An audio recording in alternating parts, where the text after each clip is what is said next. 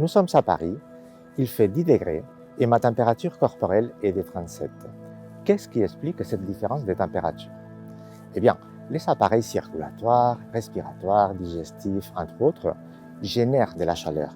Mais la quantité de chaleur générée est insuffisante pour expliquer cet écart de température. Les contractions musculaires génèrent de la chaleur également. Ainsi, lorsqu'on fait du sport, on transpire pour évacuer l'excès de chaleur généré par ces contractions. De même, lorsqu'il fait très froid, les contractions des muscles antagonistes vont générer de la chaleur sans déclencher du mouvement. On déclenche donc des frissons. Mais dans ce contexte, je ne bouge pas, il ne fait pas assez froid pour déclencher des frissons et pourtant il y a un écart de 27 degrés entre la température de l'air et la température de mon corps. La réponse se trouve dans les cellules de nos muscles qui peuvent générer de la chaleur en détournant ce mécanisme de contraction. Ce système existe chez mammifères et oiseaux, les animaux dits à sang chaud. Il est absent chez tortues, lézards et crocodiles, les animaux dits à sang froid. Notre unité de recherche essaie d'élucider quelle a été l'origine et l'évolution de ces caractères en utilisant 3 approches: anatomique, 3D et paléohistologique. Même si on ne sait pas tout sur le métabolisme des dinosaures, en regardant leur squelette, on peut les rapprocher des animaux à sang chaud. Le Carnotaurus derrière moi, on peut le voir, a des membres qui sont verticaux, il a une posture érigée, il a des membres qu'on appelle des membres parasagittaux. Ces membres parasagittaux dénotent une activité importante et vont libérer le corps pour une meilleure respiration. Et ces membres parasagittaux, on va les retrouver dans la nature actuelle chez les oiseaux et chez les mammifères, et chez les humains aussi. Et on sait donc que ces membres parasagittaux sont liés à un métabolisme d'animaux à sang chaud.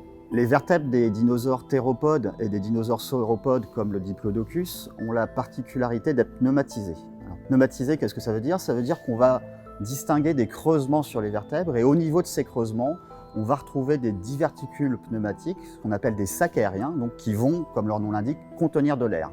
Ça va permettre d'alléger le squelette de l'animal. Ça va permettre aussi une meilleure respiration. Chez les oiseaux, on sait qu'on a un flux continu d'oxygène au niveau du poumon grâce à ces sacs aériens.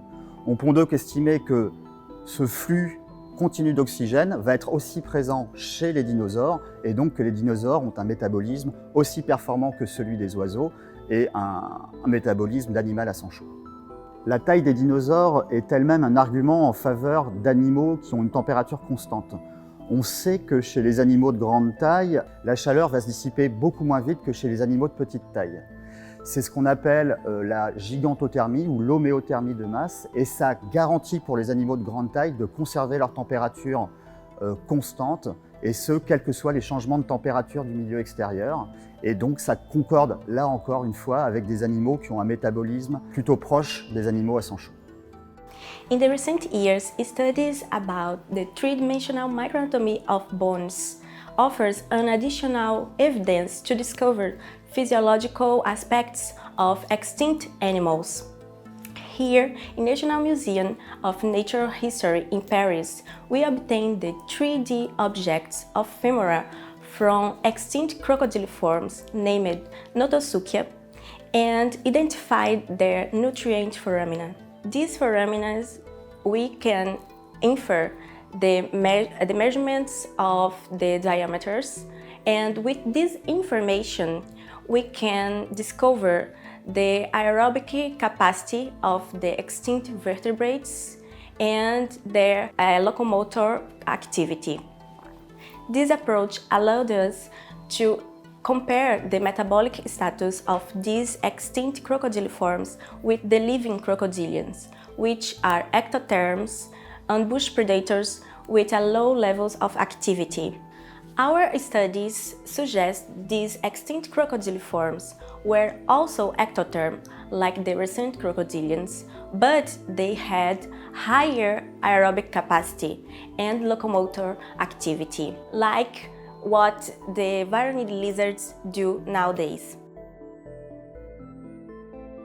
L'histologie osseuse est la troisième approche qui nous permet de déduire le métabolisme thermique chez les anciens organismes. Donc nous avons fait cette étude sur un animal qui s'appelle l'Azandosaurus. Et pourquoi justement Azandosaurus?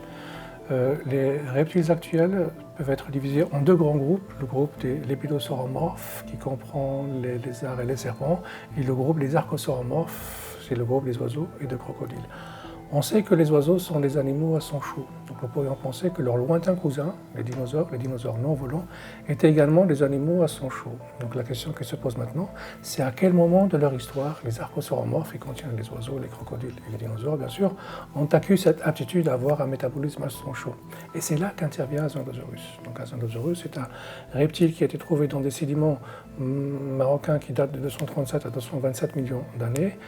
C'est un archosauromorphe. Les études récentes le placent à la base de l'arbre phylogénétique des archosauromorphes. Donc l'étude d'Azandosaurus nous permet de faire un voyage dans le temps pour savoir quel a été le métabolisme ancien chez ces animaux. Donc, nous avons effectué des coupes au niveau d'un os long d'Azandosaurus pour avoir des minces de ces animaux qui nous ont permis de lire dans sa structure comme nous l'aurions fait sur un reptile actuel.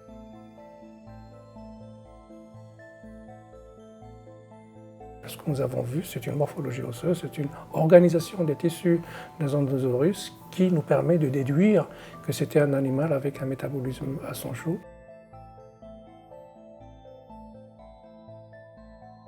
Il présente une organisation au niveau des cellules osseuses qui était similaire à celle des mammifères. C'est ce qui nous a permis de conclure que Azandosaurus est un animal à sang chaud. Et par conséquent, chez les archosauromorphes, cette aptitude à avoir à sang chaud est apparue très tôt au niveau de leur histoire, au moins au même niveau, au niveau d'apparition des Azandosaurus.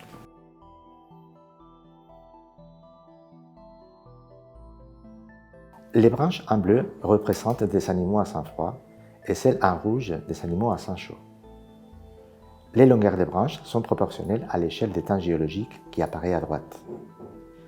On constate que la condition primitive chez les Sauropsida est la présence d'un métabolisme à sang froid. Les lézards et les tortues ont hérité cette condition. Azandosaurus est le premier archosauromorphe à sang chaud, ce qui implique que les crocodiles actuels ainsi que les crocodiles terrestres ont subi une réversion. À présent, notre laboratoire souhaite déterminer si les crocodiles marins, comme celui qui nage autour de moi, étaient des animaux à sang chaud comme les dauphins, des animaux à sang froid comme les tortues, ou s'ils étaient des mésothermes comme les thons, c'est-à-dire des animaux capables de conserver la température générée par les contractions musculaires. Une fois défini l'état à sang chaud ou à sang froid d'une série de fossiles clés, il s'agit de déterminer où se trouve l'origine et quelle a été l'évolution de ces caractères.